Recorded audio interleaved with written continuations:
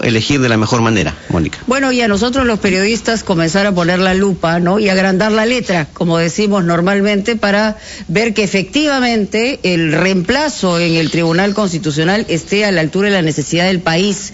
El Tribunal Constitucional es una institución que debemos guarecer, proteger, porque finalmente es el refugio de la Constitución y la interpretación de la misma. Pero vamos con Elmer Cuba, economista, le damos la bienvenida, ampliación de noticias. ¿Cómo está, Elmer? Bienvenido a RPP. ¿Cómo están? Un gusto estar en su programa. A ver, ¿por qué no empezamos diciendo en este momento, ya terminando el mes de octubre, en la proyección del mes de noviembre, en relación a los millones de empleos perdidos? O sea, ¿se ha podido recuperar terreno o todavía estamos bastante verdes de pensar que eso es posible al cierre del año? Sí, todavía no se han recuperado los niveles que teníamos hace un año. Por ejemplo, en Lima había cerca de 4.900.000 trabajadores empleados y según las encuestas del INEI, en septiembre había 3.750.000, es decir, casi 1.200.000 empleos menos, ¿no? Que se reparten pues entre la formalidad, la informalidad y los independientes. Correcto, entonces, y podemos desagregar eso, o sea, es decir, se habla normalmente de cifras gruesas, ¿no? Pero hablamos de que teníamos un 70% de informalidad que puede crecer al 80%, pero dentro de esa informalidad hay un sector y un grupo humano muy importante que no es que sea informal, sino que es independiente. Sí, efectivamente, los independientes son la primera mayoría laboral del Perú urbano, privado, ¿no? De lejos. Y nunca han sido muy analizados, siempre están lejos de las políticas públicas y sobre todo de las políticas laborales, ¿no? Porque ellos no tienen un jefe al cual reclamarle que se cumpla la ley laboral, ellos son sus propios jefes y viven pues pasan la vida sin aportes a su salud, sin aportes a su jubilación, sin vacaciones. Este es el segmento más golpeado, los independientes urbanos, ¿no? En segundo lugar, en segunda gran mayoría son los dependientes informales, que efectivamente tienen un jefe, un horario, un sueldo, pero no se cumple la ley laboral. Básicamente están alojados fuera de Lima y en microempresas, empresas de menos de 10 trabajadores, ¿no? Ese es el siguiente grueso de empleados, y también en el sector de servicios, básicamente, y comercio minorista. Y finalmente está la tercera mayoría, que son los formales, ¿no? Es apenas 30% de los trabajadores peruanos que tienen todos esos derechos laborales, y para ellos esto es la ley laboral, para una minoría. Es un eufemismo llamarle ley general del trabajo cuando se aplica a una minoría, ¿no? ¿Se refiere a este decreto de urgencia? No, en general, las normas laborales de Perú solo son cumplidas, digamos, por los empleadores y los empleados de un segmento minoritario de la población laboral, ¿no? Lo cual te hace pensar que hay que reformar la norma, algo está mal con la norma. Sí, justamente para cambiar la norma o parte de algunos aspectos de ellas, se ha previsto un decreto de urgencia que estamos esperando y que prevé creación de empleo vía subsidios del Estado para las empresas cuyas ventas hayan caído en 30% con motivo de la pandemia durante los meses de abril y mayo. ¿Tiene usted algunos detalles sobre ese decreto? No solo lo que he podido ver por la prensa, pero básicamente se trataría de un subsidio temporal de 3 a 6 meses para trabajadores nuevos o recontratados, que por un periodo, digamos, corto, y para salarios inferiores a 2.500 soles, ¿no? Eso es bastante focalizado. Seguramente va a tener resultados positivos, pero claramente es insuficiente, porque una empresa que vende menos que el año pasado, en general tiene poco espacio, y así le subsidias un puesto. En verdad, me prefiero ahorrarme todo ese salario, ¿no? Porque no estoy vendiendo. O sea, la otra es el tema de reemplazos. Es posible que pueda contratar a un joven por 6 meses y luego sacarlo, porque aprovecho justamente el subsidio. Como es un subsidio transitorio, lo podría aprovechar también de manera transitoria contratando a alguien, incluso un familiar, ¿no? Igual es un salario que entra y después desaparece el puesto de trabajo, ¿no? No es permanente. Pero ¿es cierto que se puede prever que se crearán de todas maneras, pese a las reservas que usted ha enunciado, 350.000 puestos de trabajo? No, es posible, digamos, que se creen esos puestos de trabajo, pero a costa de otros que igual se van a crear. Me explico, o sea, en los próximos meses igual la gente se va a recontratar, porque Perú se está recuperando. No estamos en abril, mayo y junio, estamos en octubre, noviembre. Por ejemplo, la recaudación de IGB ya es la misma que el año pasado en octubre. La producción de electricidad en octubre es la misma que el año pasado también. O sea, ya está, la economía va saliendo. No estamos en el hoyo recesivo. Perú era la economía que más caía en el mundo hace un par de trimestres. El cuarto trimestre no es la economía que más cae en el mundo. Posiblemente más caigan Francia, Italia o Argentina mismo en el cuarto trimestre. Entonces Perú está saliendo ya de la recesión y por lo tanto los empleos también han comenzado a subir, ¿no? Poco a poco. Básicamente por ahora los informales y los independientes, pero sí está mejorando. Entonces, ¿qué pasa? Si yo pensaba contratar a un trabajador que de todas maneras en enero yo ahora tengo un subsidio, en buena hora lo voy a contratar, ¿no? Igual lo pensaba hacer antes. Entonces, no digo que no va a ayudar la propuesta, pero va a ayudar en el límite, en el margen, nomás, ¿no? Porque es algo transitorio. Sí, Elmer, le voy a pedir por favor unos minutitos, vamos a ir a una pausa, vamos a regresar en Ampliación de Noticias. El tema económico es muy importante y queremos no solamente ver la evolución, la proyección, cómo cerraremos el año y qué debe esperar el Perú en el próximo año que entramos al Bicentenario. Volvemos.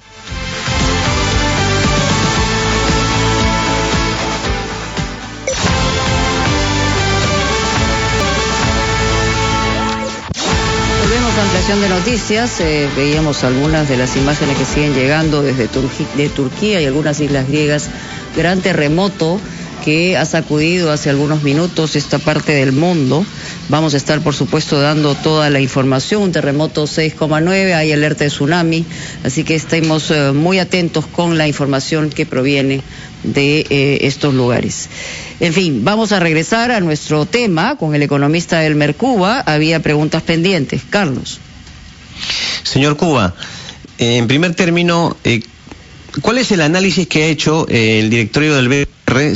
Tengo entendido que ayer han tenido ustedes justamente reunión sobre este incremento en el tipo de cambio que tengo entendido ha subido ya, tanto que ha llegado o ha superado la barrera de los 3 soles 61. ¿Qué es lo que está influyendo esta situación de incremento en el tipo de cambio?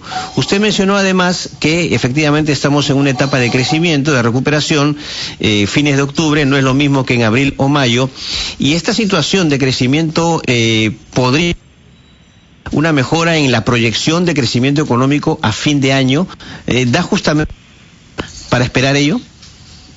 Sí, a ver, primero hablamos del dólar. El dólar en el mundo emergente se está apreciando, es decir, las monedas se están devaluando. Por ejemplo, en Brasil, o sea, las monedas locales, lo que va del año, es global, claro. Por ejemplo, en Brasil, vecino peruano, la devaluación en lo que va del año es cercana al 40%. Igual en Argentina, 40%. En Colombia, 15%. En México, 10%. O sea, es un fenómeno que afecta a todo el mundo emergente y también a América Latina. Y en Perú no es exento de eso, no es una isla. En Perú también tiene comercio, hay flujo de capitales que entran y salen. Es parte de esa economía global, ¿no es cierto? Y en Perú la devaluación en lo que va del año va en 8.6%. En Chile un poco menos, porque Chile tuvo una gran devaluación el año pasado justamente por la eclosión social y política.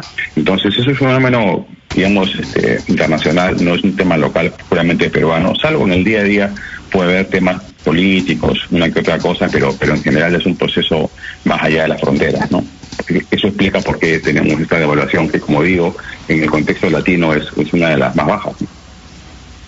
Y en el tema de la posibilidad del crecimiento económico en cuanto a proyección, ¿podría haber una mejora en el índice que se espera?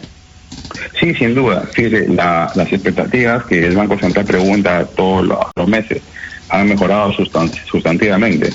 Cuando se le pregunta qué espera que pase de cada 12 meses, ya están en el tramo optimista en los mismos niveles de la prepandemia. Entonces, la gente, los gerentes esperan que la economía esté de cada 12 meses ya muy dinámica. No los próximos 3, pero sí más adelante.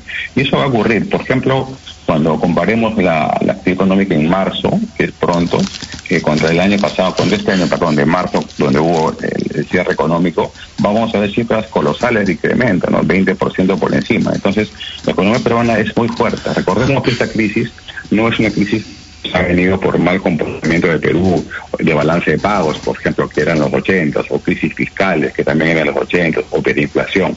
Esto es una decisión de las autoridades para luchar contra el COVID. Y esa decisión se ha ido levantando y la economía se ha ido reiniciando y nuevamente estamos recuperando niveles productivos del año pasado en muchos sectores. Por ejemplo, en agricultura, que es muy fuerte, en minería, en pesca, son meses muy buenos para esos sectores.